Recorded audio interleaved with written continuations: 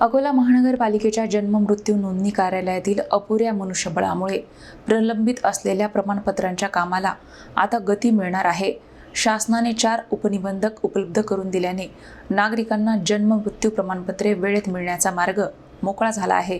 अकोला महानगरपालिकेच्या जन्म मृत्यू नोंदणी कार्यालयातील अपुऱ्या मनुष्यबळामुळे नागरिकांना जन्म आणि मृत्यू प्रमाणपत्रे मिळवताना अडचणींचा सामना करावा लागत होता।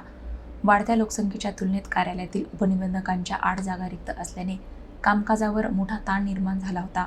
परिणामी अनेक प्रकरणे आणि प्रमाणपत्रे प्रलंबित राहत होती। ही समस्या लक्षात घेऊन अकोला महानगरपालिकेने महाराष्ट्र शासनाकडे 5 उपनिबंधकांची मागणी केली होती।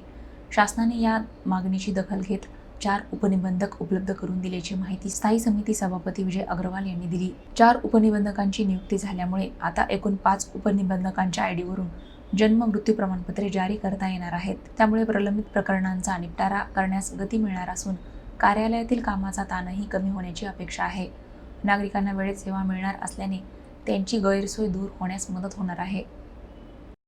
अकोला जन्म मृत्यू कार्यालयामध्ये जो त्रास होता एकच आयडी असल्यामुळे आता पुन्हा नव्याने 4 आयडी आम्हाला प्राप्त होणार आहेत।